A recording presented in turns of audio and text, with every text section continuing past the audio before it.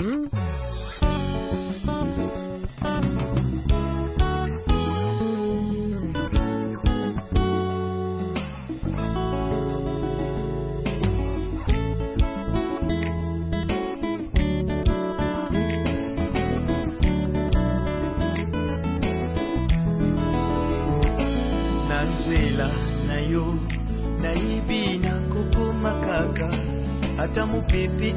salue le peuple de Dieu au nom de Jésus.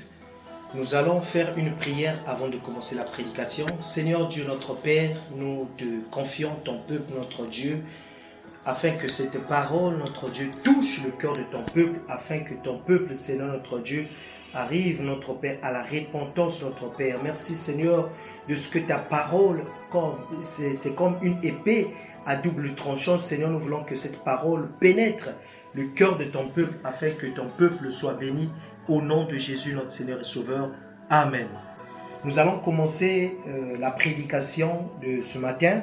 Nous allons lire dans le livre de Matthieu, chapitre 10, et nous allons commencer la lecture à partir du verset 16.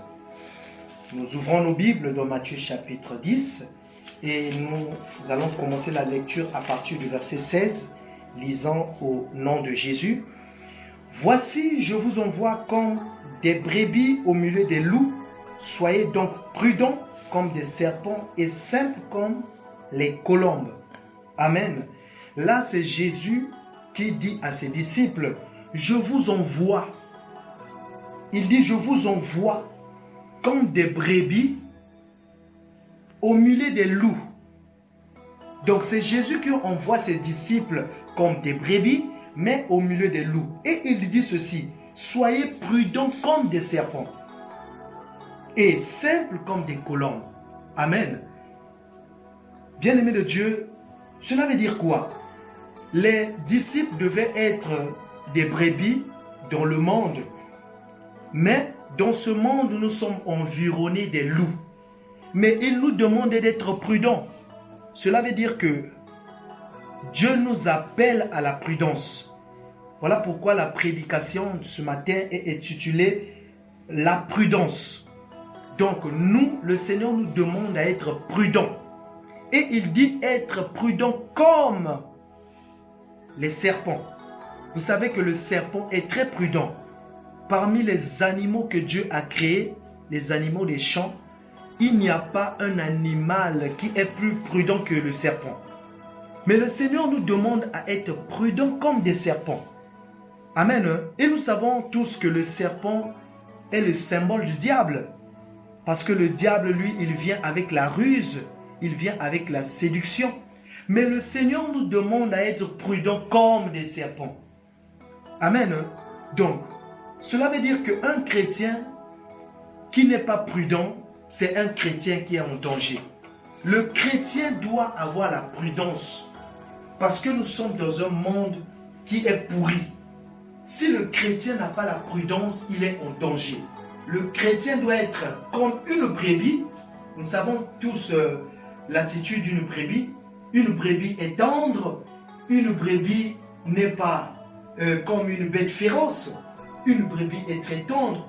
Mais en ce qui concerne la prudence, le disciple doit être prudent comme le serpent. Donc cela veut dire que si tu n'es pas prudent, tu es en danger dans ce monde. Et nous voyons beaucoup de chrétiens aujourd'hui. Les chrétiens sont devenus des naïfs. Quand on lui dit qu'il y a un danger ici, lui, il dit non, moi je suis un chrétien, Dieu est là pour me protéger. Non, le Seigneur nous appelle à la prudence. Même si tu es chrétien, même si tu es protégé par le Seigneur, même si le Saint-Esprit te conduit, mais quand on te dit que cet homme ou cette femme n'a pas une bonne vie, cet homme ou cette femme, par exemple, est sorcier, tu dois être prudent et tu dois écouter cette parole. Donc, toi, tu ne dois pas dire que non, comme je suis chrétien, Dieu va me protéger. Non. C'est que le Seigneur a permis que tu écoutes que la personne est dangereuse, et toi, tu dois faire attention. Amen. Donc, le Seigneur nous appelle à la prudence. Je disais au début que si un chrétien n'est pas prudent dans ce monde, cela veut dire qu'il est en danger. Nous allons prendre encore Proverbe. Nous allons faire marche en arrière. Nous allons prendre Proverbe chapitre 14. Nous allons lire ce que le Seigneur est en train de nous dire. Proverbe chapitre 14. Nous allons prendre à partir du verset 18. Lisons au nom de Jésus. Les simples en partagent la folie, de la science une couronne. Les simples en partagent la folie, et les hommes prudents se font de la science une couronne. Là, ça c'est l'homme de Dieu Salomon qui était en train de dire que les simples, donc les hommes qui sont simples, partagent la folie. Quand tu es simple, quand tu n'es pas prudent, c'est un danger. Mais on nous dit que les hommes prudents se font la science une couronne. Donc quand tu es prudent, cela veut dire que tu as une couronne en toi. Cela veut dire que tu es comme un roi. Voilà pourquoi le Seigneur a dit dans Matthieu 10, le verset 16, que soyez simples, mais prudents. Donc le Seigneur nous appelle à la prudence. Et quand tu es prudent, tu as une couronne en toi. Le Seigneur te couronne comme roi parce que tu es prudent. Parce que en toi, tu as la prudence. Quand on te dit là, il y a un danger, il faut faire excessivement attention. Donc là, tu écoutes la voix et tu ne vas pas là où on te dit qu'il y a un danger. Mais quand tu forces, que moi je suis un enfant de Dieu, je suis un homme de Dieu, et tu fonces là où il y a un danger, cela veut dire que tu n'auras pas la couronne. Et nous allons lire encore Proverbe chapitre 17 pour comprendre ce que le Seigneur veut nous dire. Proverbe chapitre 17, le verset 2. La Bible nous dit quoi? Un serviteur prudent domine sur les fils qui fait honte. Et il aura à l'héritage au milieu des frères. Amen. Ça c'est toujours le roi Salomon. Il dit qu'un serviteur prudent domine sur les fils qui fait honte. Et nous savons tous que entre le serviteur et entre le fils, les deux, celui qui a plus de pouvoir, c'est le fils, ce n'est pas le serviteur. Amen. Hein?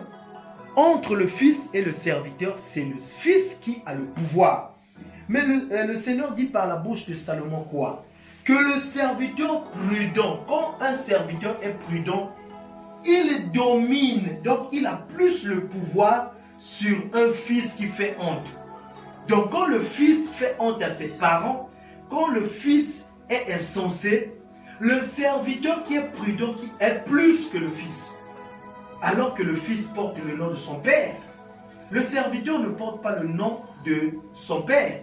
Le serviteur ne porte pas le nom de son maître. Mais c'est le fils qui porte le nom de son père.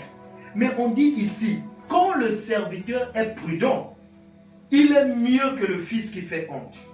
Amen. Donc cela veut dire que la prudence est très importante.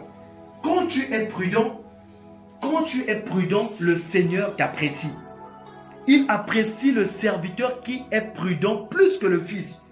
Et pourtant le fils a le nom de son père. Le serviteur ne porte pas le nom, mais le serviteur prudent est mieux que le fils qui porte le nom du père. Nous allons partir encore dans Proverbe chapitre 22. Nous allons comprendre ce que le Seigneur nous dit. Proverbe 22, le verset 3. La Bible dit quoi? L'homme prudent voit le mal et se cache, mais les simples avancent sans punis. Amen. On nous dit que l'homme prudent voit le mal et se cache. Donc quand tu es prudent, quand tu vois le mal de loin, tu te caches. Parce que tu as la prudence en toi. Mais quand tu es trop simple, oh non, le Seigneur est avec moi, il va me protéger. Non, tu vas tomber dans le trou. Mais quand tu es prudent, tu vois le mal de loin et tu te caches. Amen. Hein? Et même si on avait mis le trou devant toi, tu vas surmonter ce trou. Le Seigneur va te parler parce que tu as en toi la prudence. Et nous allons lire le dernier passage. Avant de lire le dernier passage, nous allons lire Matthieu chapitre 7. Matthieu chapitre 7. Nous allons prendre le verset 24. Matthieu 7, le verset 24. La Bible nous dit ce qui suit. Matthieu chapitre 7, le verset 24. C'est pourquoi quiconque entend ces paroles que je dis et les met en pratique sera semblable à un homme prudent qui bâtit sa maison sur le roc. La pluie est tombée, les torrents sont venus, le vent a soufflé et se sont jetés contre cette maison. Elle n'est point tombée parce qu'elle était fondée sur le roc. Amen.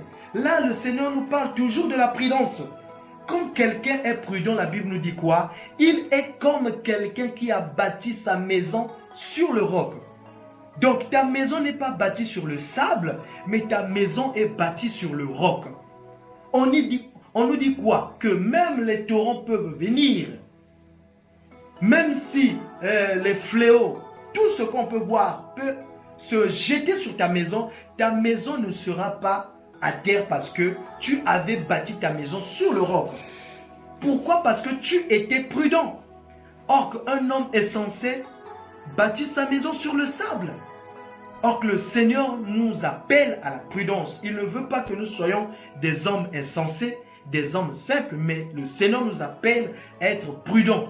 Et un homme prudent, c'est celui qui entend la voix du Seigneur. Quand le Seigneur le dit de s'arrêter, il s'arrête. Quand le Seigneur le demande de démarrer, il démarre. Amen.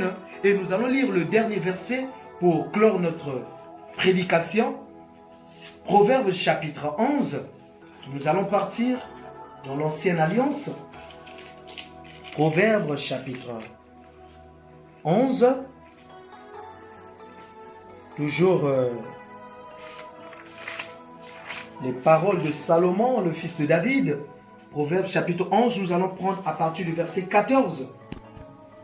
La Bible nous dit ceci. Quand la prudence fait défaut, le peuple tombe. Et le salut est dans le grand nombre des conseillers. Amen. La Bible dit quoi? Quand la prudence fait défaut. Cela veut dire quoi? Quand tu n'es pas prudent. Quand la prudence fait défaut dans une famille. Quand la prudence fait défaut dans une nation. Quand la prudence fait défaut dans une église. Cela veut dire que ce peuple tombe. Ce peuple ne peut pas avancer.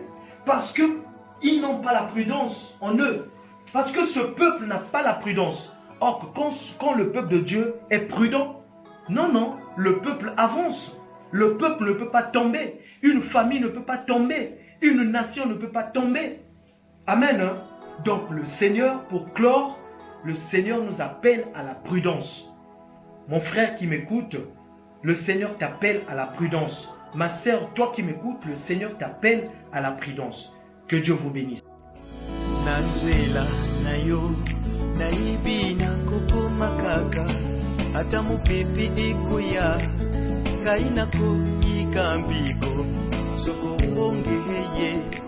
Yesu yo bendele nanga osimbi bomoi nanga kaina ko banga kati